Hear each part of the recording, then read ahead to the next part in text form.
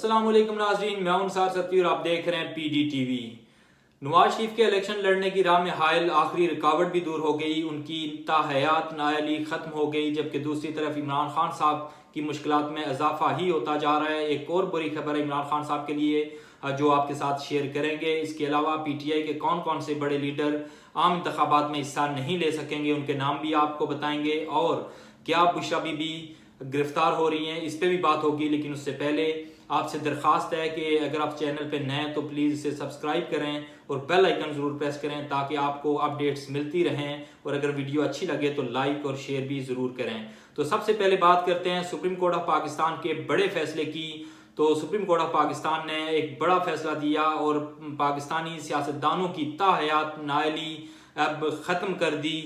Supreme court के 7 रुकनी bench ने 6-1 से फैसला सुनाया। अब इस फैसले के बाद जहांगीर तरीन और नवाज शरीफ की ताहयात नाअहली खत्म हुई और दोनों ही आगे आने वाले आम इंतखाबात में हिस्सा ले सकेंगे। आइन के आर्टिकल 62(1)(f) के तहत अब कोई भी सियासतदान नाअहल नहीं होगा और नाअहली कितने अरसे के लिए होगी उसका फैसला आम इंतखाबात के बाद मुंतखब होने वाली पार्लियामेंट करेगी। नवाज शरीफ को साबिक चीफ जस्टिस साकिब निसार ने ताहयात नाअहल किया था और फिर बैलेंस करने के लिए और इमरान खान साहब को बचाने के लिए जहांगीर तरीन को भी ताहयात नाअहल कर दिया गया था। तो अब इस सुप्रीम कोर्ट के इस बड़े फैसले के बाद अब दोनों ही लीडर नवाज शरीफ और जहांगीर तरीन आगे आने वाले आम इंतखाबात में हिस्सा ले सकेंगे और नवाज शरीफ चौथी बार भी वजीर आजम बन सकते हैं अगर वो इंतखाबात में उनकी पार्टी कामयाब होती है। तो इसके अलावा नाज़रीन, तोशा खाना और 190 मिलियन पाउंड स्कैंडल केस की समाअत हुई और 190 मिलियन पाउंड स्कैंडल केस में बुशरा बीबी को तलब किया गया था फर्द जुर्म आयद करने के लिए, लेकिन बुशरा बीबी अदालत के सामने पेश ना हुई। जज साहब पुकारते रहे बुशरा बीबी को, लेकिन वो वहां पे मौजूद नहीं थी। तो आज फिर बुशरा बीबी को दोबारा इसी केस में तलब किया गया है और उन पर फर्द जुर्म आयद की जाएगी। अगर बुशरा बीबी आज भी अदालत के सामने पेश नहीं होती तो फिर उन्हें इश्तिहारी करार देकर पुलिस को हुक्म दिया जाएगा कि पुलिस उन्हें गिरफ्तार करके अदालत के सामने पेश करे। इसके अलावा अगर PTI के टिकट्स की बात करें तो इस बार इंतखाबात में PTI ने मैक्सिमम जो टिकट्स दिए हैं वो वकला को जारी किए हैं, जिसकी वजह से PTI के अंदर काफ़ी इख्तलाफात हैं कि वो सियासतदान जो 10 से 15 साल से इमरान खान साहब के साथ हैं, पार्टी के साथ इंटैक्ट रहे, उनको टिकट देने के बजाय PTI और इमरान खान साहब वकला को टिकट्स जारी कर रहे हैं। और वकला के अंदर भी काफ़ी सारे इख्तलाफात हैं। आपने देखा होगा कि शोएब शाहीन या chairman PTI barrister Gohar Khan और शेर अफजल मरवत के दरमियान इख्तलाफात हुए। इसके अलावा ट्विटर पर शेर अफजल मरवत और हैदर मेहदी जो के एक भगोड़ा है जो पाकिस्तान से भागा हुआ है, कनाडा में है, जो वीलॉग्स करते हैं इमरान खान साहब के हक में और रियासत के खिलाफ, और शेर अफजल मरवत और हैदर मेहदी के दरमियान भी काफ़ी सख्त लफ्ज़ी गोलाबारी हुई और एक दूसरे को उन्होंने गद्दार करार दिया और गालियाँ दी।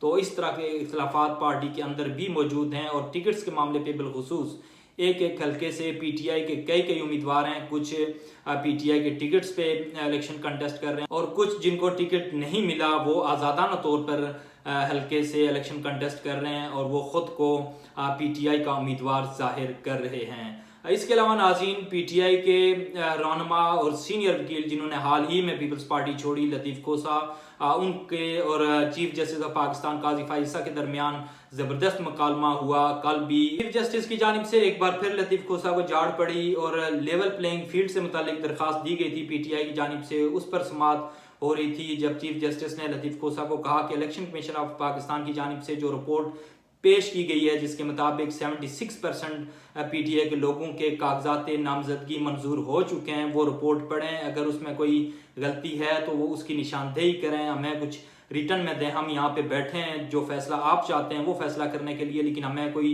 सबूत पेश करें। लतीफ़ खोसा चीफ जस्टिस के किसी भी सवाल का जवाब ना दे सके तो आखिरकार चीफ जस्टिस को कहना पड़ा कि यहाँ पे सियासी तकरीर ना करें। सियासी तकरीर करने के लिए और भी बहुत से प्लेटफॉर्म्स मौजूद हैं।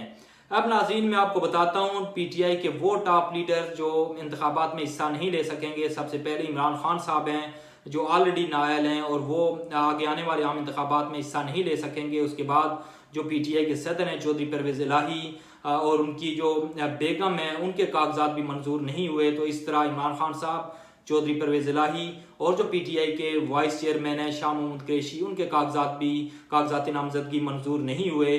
तो इस तरह PTI के जो साबिक चेयरमैन हैं इमरान खान साहब, PTI के सदर चौधरी परवेज इलाही और वाइस चेयरमैन शाह महमूद कुरैशी इंतखाबात में हिस्सा नहीं ले सकेंगे, जो अब तक की सूरत हाल है उसके मुताबिक। अब नाज़रीन, आखिर में जो मैंने अपनी इंट्रो में जिक्र किया था कि इमरान खान साहब के लिए एक और बुरी खबर है, वो खबर क्या है उस पर बात करते हैं। तो इमरान खान साहब के खिलाफ तोशाखाना रेफरेंस एक ऑलरेडी फाइल्ड हुआ है जिस पे कार्रवाई भी की जा रही है। वो क्या है कि वो घड़ियों से मुतालिक है, ग्राफ की ज्वेलरी से मुतालिक है जो बुशा बीबी ने रखी, जो सऊदीया के क्राउन प्रिंस की जानिब से गिफ्ट की गई थी रियासत पाकिस्तान को।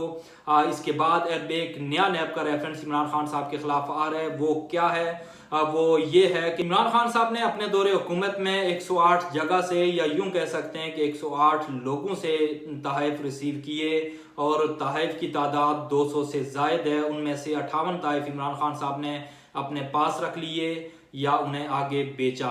तो ये नैब का एक और नया रेफरेंस इमरान खान साहब के खिलाफ आ रहा है और इसमें ख़तरा ये है कि इमरान खान साहब इन रेफरेंसेस में भी नायल हो सकते हैं। और आपको याद होगा कि कुछ दिन पहले इस्लामाबाद हाई कोर्ट की जानिब से एक फैसला आया कि नैब रेफरेंसेस के ज़रिए किसी को सज़ा होती है और उसको डिसक्वालीफाई किया जाता है तो वो डिसक्वालिफिकेशन 5 साल के लिए नहीं बल्कि 10 साल के लिए होगी।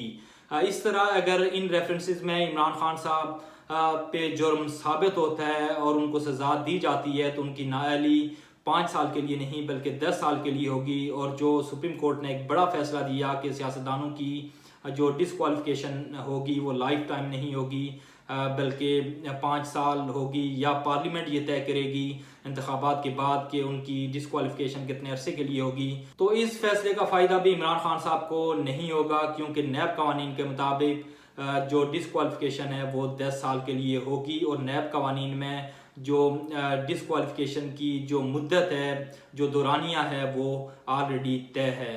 नाज़रीन, आज इतना ही। उम्मीद है आपको आज की वीडियो अच्छी लगी। अगर अच्छी लगी तो लाइक करें, शेयर करें और आपसे दरख्वास्त है कि चैनल को सब्सक्राइब करें और बेल आइकन ज़रूर प्रेस करें। अनटिल द नेक्स्ट टाइम, अल्लाह ने गिबान एंड कीप वॉचिंग PDTV।